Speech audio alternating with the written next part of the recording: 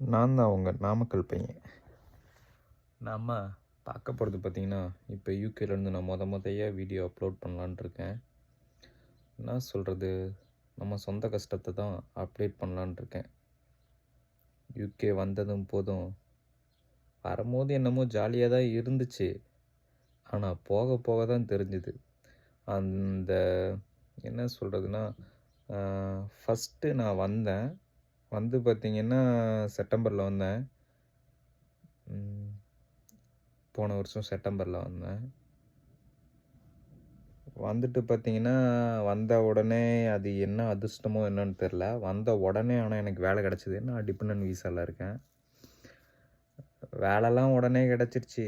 வந்தேன், வந்துட்டு மறுநாள் போய் பிஆர்பி கார்டு வாங்கினேன். அன்றைக்கே வேலைக்கு அப்ளை பண்ணேன். வேலை கிடச்சிருச்சு.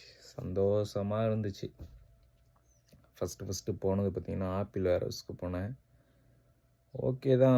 2 நாள் ஒன்றும் தெரில, ஜாலியாக. ஏன்னா நம்ம ஊர் சாப்பாடு நமக்கு உடம்புல நல்லா அந்த ஸ்ட்ரென்த் இருந்துச்சு.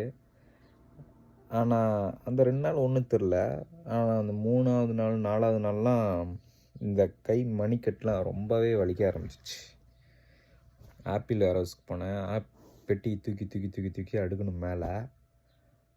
அப்படியே ரொம்ப கஷ்டமாக இருந்துச்சு. அப்படியே ஓட்டினேன், ஒரு மாதம் ஓட்டினேன். அப்படியே என்ன சொல்கிறது, கையெல்லாம் பயங்கரமாக வலிக்க ஆரம்பிச்சிச்சு. ஏன்னா நம்ம ஊரில் வந்துட்டு ராஜா மாதிரி இருந்திருப்போம்.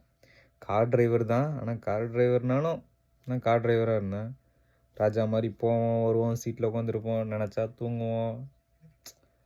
அந்த மாதிரி இருக்கும் போது இங்கே வந்துட்டு திடீர்னு இந்த வேலையெல்லாம் செய்யும் போது பயங்கரமான ஒரு கஷ்டமாக இருந்துச்சு. இந்த வேலைலாம் வந்து பார்த்திங்கன்னா, நம்ம ஊரில் ரொம்ப கஷ்டப்படுறாங்க பார்த்திங்களா, அவங்களுக்கு இந்த வேலைலாம் ஈஸியாக தெரியும். அவங்களுக்கே கொஞ்சம் கஷ்டமாக தான் தெரியும். ஏன்னா நம்ம ஊரில் ஜாலியாக இருந்துட்டு, ஏன்னா இங்கே வந்து அவருக்கு தானே காசு கொடுக்குறாங்க.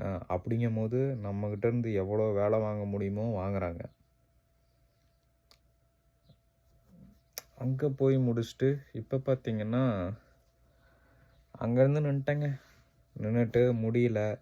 என்ன சொல்கிறது, இங்கே வந்து டிரான்ஸ்போர்ட் காஸ்ட்டுன்றது ரொம்ப அதிகமாக இருக்குது.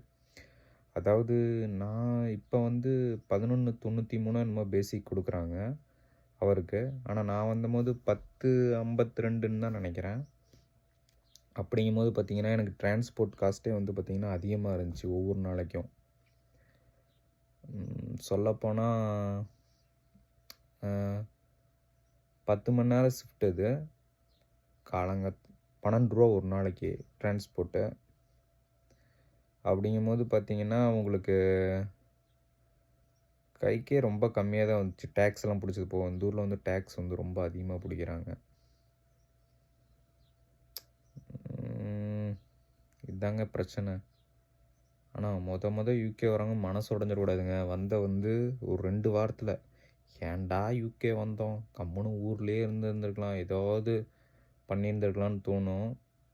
அப்புறம் வந்த புதுசில் பார்த்திங்கன்னா ரூம் ரெண்ட்டு அப்படியே ஒவ்வொன்றும் வந்து சாப்பிட போகும்போது ஃபஸ்ட்டு அதாவது நம்ம ஊர் காசு இருக்கும் போது பார்த்திங்கன்னா இந்த ஊர் எதை வேணாலும் வாங்கி சாப்பிட்றலாம். என்ன 7 ரூபா தானா 3 ரூபா தானா அப்படின்னு தோணும். அந்த நம்ம ஊர் காசெல்லாம் முடிஞ்சதுக்கப்புறம் நம்ம அக்கௌண்ட்டில் வச்சுருப்போம் இல்லையா, அதாவது பவுண்டாக கன்வெர்ட் பண்ணி, அந்த காசெல்லாம் முடிஞ்சதுக்கப்புறம் இந்த ஊர் சேலரி வாங்கினதுக்கப்புறம் தான் கொஞ்ச நாளுக்கு அப்புறம் ஒரு 2 மாதத்துக்கு அப்புறம் தான் தெரியும். ஒவ்வொரு ஹோட்டல் போகும்போது 7 பவுண்டா 3 பவுண்டா 1 பவுண்டா அப்படின்னு தோணும். அப்படியே நான்லாம் சாப்பிட்றதா இருந்தால் மெக்டொனால்ட்ஸ் தாங்க சாப்பிடுவேன். ஏன்னா அங்கே தான் கம்மியாக இருக்கும். மற்ற எல்லா ஹோட்டல்லையும் பார்த்திங்கன்னா ரொம்ப ரேட்டு ஜாஸ்தியாக தான் இருக்கும்.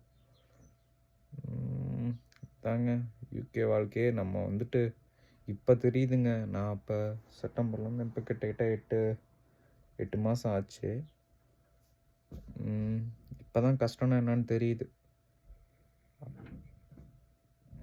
நெக்ஸ்ட் வீடியோவில் நான் எல்லாமே எதாக இருந்தாலும் சொல்கிறேன்.